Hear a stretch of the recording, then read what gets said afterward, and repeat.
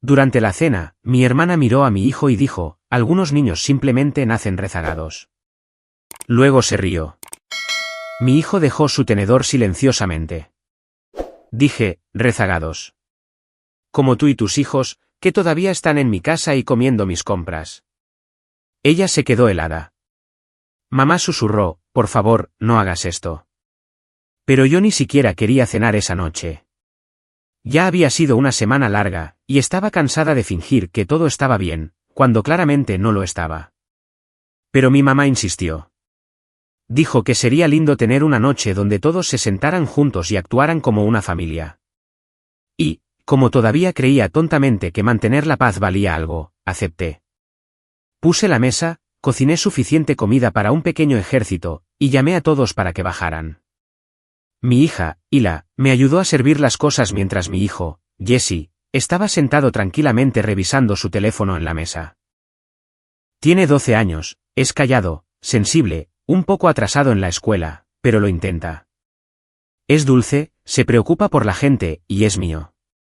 Así que cuando mi hermana, Aaron, se volvió hacia él y dijo casualmente, como si estuviera comentando sobre el clima, algunos niños simplemente nacen rezagados, y luego se rió, todo dentro de mí se heló. Jesse no dijo una palabra. Solo dejó su tenedor. Mi papá trató de cambiar el tema. Mi mamá me lanzó una mirada de pánico, pero no iba a dejarlo pasar. ¿Rezagados? Como tú y tus hijos, que todavía están en mi casa comiendo mis compras. Ella se quedó helada. Sus ojos se abrieron mucho, como si acabara de abofetearla en la cara. Mamá susurró, por favor, no hagas esto. Pero ya estaba sucediendo. Permítanme retroceder un segundo. 3 meses antes, el esposo de Aaron la echó. Aparentemente, había tenido suficiente de su drama, sus gastos, y la forma en que trataba a todos como si le debieran algo. Me llamó llorando. Dejé que se mudara con sus 2 hijos, pensando que serían unas pocas semanas, un mes como máximo. Le di la habitación de invitados, despejé espacio en el armario, e incluso preparé un pequeño rincón de estudio para sus hijos en el comedor. Ni una sola vez se ofreció a pagar nada. Ni la comida, ni los servicios, ni siquiera el papel higiénico que sus hijos gastaban como si fuera agua. Mientras tanto, mi esposo y yo cubríamos todos los gastos, y ella salía de compras. Zapatos nuevos, citas en la peluquería, bolsos elegantes que no necesitaba. Cuando le pregunté cómo podía pagarlo, se encogió de hombros y dijo que mamá y papá la estaban ayudando. Resulta que le enviaban dinero todas las semanas, dinero que ella no usaba para alimentar a sus hijos, sino para mantener las apariencias. Y yo me tragué todo eso. Seguía diciendo, está bien. Es temporal. Pasará, hasta que se burló de mi hijo en mi propia mesa. Aaron trató de reírse del asunto. Dijo que yo estaba exagerando. Dijo que solo estaba bromeando. La miré fijamente a los ojos y le dije, si eres tan graciosa, tal vez deberías ir a alquilar un club de comedia, en lugar de vivir en mi habitación de invitados. Silencio. Sus hijos dejaron de comer. Los míos bajaron la mirada hacia sus platos. Mamá se levantó y dijo, no necesitábamos hacer esto. Papá murmuró algo sobre que era un mal momento. Entonces Aaron dijo algo que casi me hizo tirar el plato que sostenía. Dijo, bueno, si es una carga tan grande, tal vez no deberías haberte ofrecido en primer lugar. Caminé hacia la cocina, apagué la estufa, y dije, genial. Entonces considera que he terminado de ofrecer. Todos empezaron a hablar a la vez. Mamá dijo que yo estaba siendo dramática. Papá dijo que estaba empeorando las cosas. Aaron estaba de pie ahora, gritando sobre cómo no tenía a dónde ir. Sus hijos estaban llorando. Jesse había dejado la mesa en silencio y se había ido a su habitación. Le dije que tenía hasta fin de mes para resolverlo. Que la ayudaría con el alquiler del primer mes, pero eso era todo. Había terminado. La pelea se volvió ruidosa. Lo suficientemente ruidosa como para que uno de mis vecinos enviara un mensaje de texto preguntando si todo estaba bien. No llegó a lo físico, no esa noche, pero estuvo cerca. Y cuando todo terminó y todos se fueron a la cama, me senté en el lavadero y lloré hasta las 2 de la mañana. No tenía idea de que eso era solo el comienzo. A la mañana siguiente, Aarón actuó como si nada hubiera pasado. Estaba en la cocina, bebiendo café en una de mis tazas, mirando su teléfono mientras mi esposo y yo preparábamos a los niños para la escuela. Sin disculpas, sin reconocimiento, solo silencio, como si todo lo de la cena fuera una escena de la pesadilla de otra familia. Noté que sus hijos también estaban inusualmente callados. No tocaron el desayuno que ella hizo, solo tostadas y mermelada, y evitaron el contacto visual. Mi hija, Hila, me lanzó una mirada cuando lo vio. No necesitábamos decir nada. Ambas sabíamos que algo había cambiado. Ese día, mi esposo me envió un mensaje de texto: ¿estás bien? ¿Estás segura de esto? Le dije, sí. Tenía que estarlo. No iba a dar marcha atrás. Aarón tenía hasta fin de mes y luego se iría. Pero algo en todo el día se sentía extraño, como si la casa misma hubiera empezado a rechazarla. Cerraba las puertas con más fuerza. Dejaba platos sucios en el fregadero a propósito. Olvidó recoger a sus hijos de la escuela una vez, aunque era su turno. Cuando se lo recordé, dijo algo como: «Oh, lo siento. No sabía que ahora era tu niñera no remunerada». Las cosas empeoraron rápido. Mi mamá me llamó 3 veces esa semana, cada vez tratando de suavizar las cosas. Seguía diciéndome que Aarón estaba pasando por un momento difícil, que no quiso decir lo que dijo, que tal vez yo estaba proyectando porque Jessie estaba teniendo problemas en la escuela. Casi me río. Mi hermana vivía en mi casa, comiendo mi comida, dejando que sus hijos destrozaran mi sala de estar mientras yo trabajaba en 2 empleos solo para mantener las luces encendidas. Y yo era la que estaba siendo acusada de proyectar. Entonces sucedió algo que llevó todo a un nivel diferente. Llegué a casa temprano del trabajo un viernes. No suelo hacerlo, había cambiado el turno con un compañero. Entré por el garaje en silencio, pensando que sorprendería a Hila y tal vez la llevaría a tomar un helado antes de la cena. Ella había sido una campeona a través de todo esto. Pero cuando abrí la puerta de la sala, escuché voces arriba. Me congelé. Era la voz de Aarón y la risa de mi esposo. No solo una risa casual. Algo en ello estaba mal.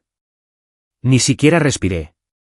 Subí suavemente las escaleras, bajé por el pasillo hasta la puerta de la habitación de invitados. Estaba entreabierta. Lo que vi hizo que se me cayera el estómago. No necesitaba ver todo. No necesitaba escuchar nada más. Estaban cerca. Demasiado cerca. Él no se apartaba. Mi visión se nubló al instante. Di un paso atrás. No podía pensar con claridad. No grité. No lloré. Ni siquiera dije una palabra. Bajé las escaleras como si estuviera en trance. Mis piernas temblaban tanto que tuve que agarrarme de la barandilla para no caer. Esperé en la cocina. 5 minutos, 10, ni siquiera recuerdo. Entonces Aarón bajó sola, como si nada hubiera pasado. No me vio parada allí hasta que estuvo a mitad de camino cruzando la habitación. Le pregunté cuánto tiempo había estado sucediendo. Parecía que estaba tratando de decidir si mentir o hacerse la tonta. Entonces lo vi, esa pequeña sonrisa de suficiencia. Fue entonces cuando estallé. Me abalancé sobre ella, la agarré del pelo, y la arrastré hacia la puerta principal. Ella gritó, me llamó loca, dijo que había perdido la cabeza. No me importó. No me detuve. Abrí la puerta y la empujé hacia el porche. Luego me di la vuelta, caminé de regreso a la cocina, y le di un puñetazo a mi esposo en la cara tan fuerte que sentí uno de sus dientes ceder bajo mi nudillo. Él ni siquiera trató de defenderse. Simplemente se quedó allí sangrando, aturdido. No dije una palabra. Solo señalé hacia la puerta. Para la medianoche, todos se habían ido. Ella, sus hijos, él, todo. Después de cerrar la puerta de golpe esa noche, toda la casa se sentía mal. No dormí. Solo me senté en la sala con las luces apagadas, mirando a la nada mientras el reloj del microondas marcaba minuto a minuto hasta la madrugada. Mis manos todavía dolían por golpearlo. Mi pecho todavía se agitaba por arrastrarla fuera de mi casa. Pero no me arrepentía. No lo sentía. Solo me sentía vacía. A la mañana siguiente, Ila no hizo una sola pregunta. Entró en mi habitación alrededor de las 7, se metió en la cama a mi lado, y se acostó allí sin decir nada. Su cabeza en mi hombro, su respiración tranquila. Eso fue lo que me rompió. Casi comencé a explicar. Casi dije, tu padre no va a volver. Pero las palabras se sentían demasiado crudas, demasiado adultas. Ella solo tenía 10 años. ¿Cómo le dices a una niña de 10 años que su tía, con quien se pintaba las uñas y veía dibujos animados los fines de semana por la mañana, había estado engañándote con su papá mientras tú trabajabas turnos extra para mantener toda la casa funcionando? Así que, simplemente le dije que estaríamos bien, que seríamos solo nosotras por un tiempo. Ella asintió. Creo que ya lo sabía. Más tarde ese día, Jessie llegó a casa de la escuela y preguntó si su papá se había ido de viaje. Le dije que sí, uno corto. No lo cuestionó, pero seguía mirando la puerta de la habitación de invitados, como si algo en el silencio también lo estuviera molestando. Los hijos de Aarón no habían venido a despedirse de él. Nadie lo había hecho. Y aunque Jessie no lo mostraba mucho, sabía que ese silencio también había cavado un pequeño agujero en su pecho. Esa semana fue brutal. La casa estaba más tranquila de lo que jamás había estado. Solía soñar con el silencio. Con 6 personas bajo un mismo techo, el silencio se había convertido en un lujo. Pero cuando finalmente lo obtuve, no se sentía como paz. Se sentía como si algo hubiera sido arrancado de las paredes. Mi mamá me llamó 3 días después. Claramente ya había hablado con Aarón. Podía escuchar la tensión en su voz, el conflicto en su tono, como si no quisiera creerlo, pero supiera que era mejor no preguntar. Le dije la verdad. No todo, pero lo suficiente. Se quedó callada por un largo tiempo, luego preguntó si yo estaba bien. Le dije que no lo sabía. Entonces dijo algo que no esperaba. Grace, no tenías que echar a los niños también. Le dije que no lo hice. Eché a Aarón. Ella eligió llevárselos. No toqué sus cosas. No tiré nada de ellos. Ni siquiera les alcé la voz. Pero no iba a dejar que ella se quedara. No después de lo que vi. Me preguntó si había hablado con mi esposo desde entonces. No lo había hecho. No quería hacerlo. Al día siguiente, me tomé medio día libre en el trabajo y fui a mi primera sesión de terapia. Fue extraño sentarse frente a alguien que no sabía nada de mí, tratando de explicar por qué me estaba desmoronando sin sonar como si hubiera perdido la cabeza. Pero la terapeuta estaba calmada. Escuchó sin interrumpir. Y cuando le conté sobre Jessie dejando su tenedor en silencio en la cena, sobre la risa estúpida de Aarón, sobre la nota que encontré más tarde en mi almohada que solo decía, siempre te haces la víctima, con su letra, ella no se inmutó. Dijo que la ira era normal. Que la traición golpea más profundo cuando viene de personas a las que has protegido. Pero no fue solo traición. Fue humillación. Dejé que Aarón viviera bajo mi techo gratis. Alimenté a sus hijos. La cubrí cuando su hijo se peleó en la escuela. Le presté mi auto cuando dijo que el suyo no funcionaba. Arriesgué mi cuello por ella una y otra vez, y me pagó metiéndose en la cama con la única persona en la que más confiaba. Ese fin de semana, comencé a empacar las cosas que quedaron. Su champú en el baño de invitados, los útiles escolares de sus hijos todavía en la mesa del comedor. Un solo calcetín en el lavadero que no era mío ni de Ila. No podía tirarlos, pero tampoco podía mirarlos. Así que puse todo en una gran caja de plástico y la dejé en el garaje. Entonces, el domingo, sucedió algo extraño. Iba subiendo las escaleras cuando vi que la puerta de la habitación de invitados, la misma que había cerrado hacía días, estaba abierta. No la había tocado y nadie más estaba en casa. Entré despacio, medio esperando que estuviera vacía, pero la cama estaba recién hecha. Y justo ahí, doblado pulcramente sobre la almohada, estaba uno de los cardigans de Aarón, el de diseñador beige que nunca dejaba que su hija usara. No estaba allí el día anterior. Estaba segura de ello.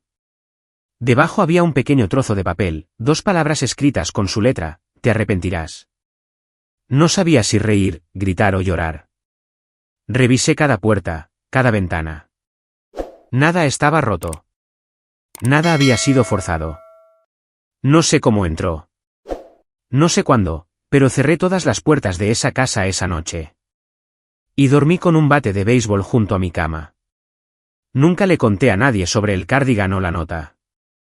Ni a mi terapeuta, ni a mi mamá, ni siquiera a mi mejor amiga, Marlene, que me había estado rogando que quemara todo el árbol genealógico desde la pelea de la cena. Simplemente lo metí en una bolsa de basura como si fuera desecho nuclear y lo dejé en un contenedor de donaciones junto a una gasolinera en ruinas. Ni siquiera lo dejé en el habitual por el Target cerca de mi casa. Conduje 25 minutos al otro lado de la ciudad. No quería que nadie me rastreara. Sé que suena loco, pero cuando ves a una persona que se supone que te ama parada en tu dormitorio con las manos de tu esposo en su espalda, y luego encuentras su suéter doblado pulcramente en tu habitación de invitados una semana después de haberla echado, algo dentro de ti se rompe. Comencé a cerrar todo con llave. Incluso cambié el código del garaje. Dormí con un bate de béisbol junto a la cama y le dije a Ayla que era solo porque había visto un mapache. Ella no me creyó, pero tampoco preguntó más. Por unos días, todo estuvo tranquilo. Pensé que tal vez ese era el final. Tal vez solo quería asustarme una última vez y ahora se había ido para siempre. Entonces llamó la escuela. La asistente del director sonaba cautelosa. Dijo que Ayla había estado involucrada en un altercado menor durante el recreo. Otra niña había dicho algunas cosas e Ayla se molestó. Nada físico, pero pensaron que debía saberlo. La recogí temprano. En el auto, le pregunté qué pasó. Ella miró por la ventana y dijo, muy calmada, Maya me dijo que mi tía dijo que estabas loca. Y que papá no se fue. Tú lo obligaste. Apreté el volante tan fuerte que mis nudillos se pusieron blancos. Le pregunté si creía eso. Ella sacudió la cabeza inmediatamente, pero lo dijo como si se supusiera que debía asustarme, como si supiera que dolería. Esa noche, cuando ambos niños estaban en la cama, fui al garaje y saqué la caja de almacenamiento de plástico. No la había tocado desde que tiré todas las cosas de Aaron allí, viejos cuadernos, los útiles escolares de sus hijos, algo de ropa. Pensé que tal vez me había perdido algo la primera vez. Tal vez había algún tipo de pista sobre cómo había entrado. O tal vez solo necesitaba confirmarme a mí misma que ella realmente se había ido. Estaba a la mitad de ordenar el desorden cuando lo encontré. Escondido dentro de una carpeta rosa que solía pertenecer a su hija. Un sobre, mi nombre escrito en el frente con marcador negro grueso. Adentro había páginas impresas. Al principio, pensé que eran solo recibos, pero luego miré más de cerca. Copias de mis estados de cuenta bancarios, capturas de pantalla de conversaciones de texto entre mi esposo y yo, recortadas e inclinadas para que pareciera que yo estaba ocultando cosas. Una captura de pantalla de una transacción de Venmo que envié a un compañero de trabajo el año pasado cuando cubrí su almuerzo, rodeada en rojo. Una impresión de un mensaje de texto antiguo donde me desahogaba con una amiga sobre lo agotada que estaba y cómo a veces quería huir de todo. Cada artículo estaba etiquetado, resaltado, organizado. Ella había estado recolectando basura, tratando de construir una historia. Me senté en el frío piso del garaje durante mucho tiempo tratando de averiguar cuál había sido su plan. ¿Estaba planeando ir a la corte por la custodia de mis hijos? ¿Estaba tratando de sabotear mi matrimonio antes de que la aventura siquiera comenzara? ¿O se estaba preparando para hacerse la víctima en caso de que yo alguna vez me volviera contra ella? Entonces pensé en la vez que me preguntó casualmente si tenía una póliza de seguro de vida. En cuando se ofreció a ayudar con mi correo mientras estaba fuera de la ciudad el año pasado. En cuando me pidió la contraseña de mi teléfono por si acaso necesitaba usarlo para el wifi. Pensé que solo era entrometida, tal vez un poco aburrida. Ahora me daba cuenta de que había estado jugando un juego largo cuando yo ni siquiera sabía que estaba participando. Fue entonces cuando mi teléfono vibró. Un mensaje de texto de un número desconocido. Decía, no le vas a responder a él. Eso no es justo. Sin nombre, sin firma. Lo miré fijamente, con el corazón latiendo con fuerza. El siguiente llegó 20 segundos después, no puedes simplemente fingir que esto nunca sucedió. Hay consecuencias para todo, Grace. No respondí. Borré los mensajes, tomé una captura de pantalla primero, luego bloqueé el número. Y fue entonces cuando noté la marca de tiempo. Ella había enviado ese mensaje hacía 10 minutos. 10 minutos antes de que yo siquiera tocara la carpeta. Ella sabía que la iba a encontrar. Quería que lo hiciera. Y así, me di cuenta de que esto no había terminado. Ni por asomo, porque Aarón no solo había tomado mi confianza o mi hogar. Había estado planeando desarmar mi vida entera, pieza por pieza. Y aún no había terminado. La mañana después de encontrar el sobre, me desperté antes del amanecer. No dormí mucho. Cada vez que cerraba los ojos, veía a Aarón sentada en mi mesa, riéndose con mi esposo, mi hija, mi hijo, como si perteneciera allí, como si fuera suyo. Llamé al trabajo para reportarme enferma sin siquiera fingir una tos. No le debía una explicación a nadie. Empaqué los almuerzos de los niños como siempre, les di un beso de despedida a ambos, y tan pronto como salieron por la puerta, tomé mis llaves y conduje directo a la casa de mis padres. No para llorar, no para gritar, solo para obtener la verdad. Mi mamá abrió la puerta en bata, sosteniendo un trozo de tostada a medio comer. Parpadeó como si no estuviera sorprendida en absoluto. Pasé junto a ella sin decir nada. Mi papá estaba en la cocina bebiendo café, viendo las noticias como si el mundo no se hubiera partido por la mitad. Les pregunté directamente, ¿lo sabían? No preguntaron a qué me refería. Ese silencio duró quizás 5 segundos antes de que mi mamá dijera, ella mencionó tener preocupaciones sobre ti, que estabas abrumada, que estabas haciendo demasiado, que tenía miedo de que te agotaras y alguien necesitaba estar listo para intervenir. No pensamos que quisiera decir nada serio. Miró hacia otro lado cuando lo dijo. Mi papá simplemente miró su café como si estuviera tratando de desaparecer en él. Así que eso era todo. Aarón había estado plantando las semillas durante meses, tal vez más. No sabían todo, pero sabían lo suficiente. Lo suficiente para haberme advertido. Lo suficiente para haber visto esto venir. Me fui sin decir otra palabra. En el camino a casa, mi teléfono vibró con un mensaje de Marlene. Me había enviado un TikTok de una mujer hablando sobre hermanas narcisistas que se esconden detrás de la máscara de la víctima. Me orillé y la llamé. Le conté todo, no en pequeños pedazos vagos como antes. Se lo expuse desde el principio. Ella no dudó. Vamos a quemar todo esto. Esa noche, después de que Hila se fuera a una pijamada y Jessie se encerrara en su habitación con los auriculares puestos, me senté en la mesa de mi cocina y escribí la verdad. Comencé a escribir y no paré. No fue dramático ni emocional. Fue una confesión punto por punto de todo. La noche que Aarón se mudó. Como nunca pagó por nada. Como se burló de mis hijos. Como tomó dinero de nuestros padres y lo gastó en ella misma. Como tuvo una aventura con mi esposo bajo mi techo. Y luego la parte que no le había contado a nadie todavía, el sobre de evidencia falsa, las capturas de pantalla, los mensajes fuera de contexto. Ella tratando de hacer que pareciera que yo estaba perdiendo el control. Cuando terminé, adjunté fotos, el sobre, los documentos, su nota, te arrepentirás de todo. Luego lo envié al chat grupal de la familia extendida. Todos ellos, primos, tías, tíos, amigos de la familia, personas a las que Aarón había manipulado para que creyeran que ella era la pobre madre soltera y luchadora que estaba siendo maltratada por su cruel hermana. Presioné enviar, luego desactivé las notificaciones e hice la cena. Tomó menos de 10 minutos.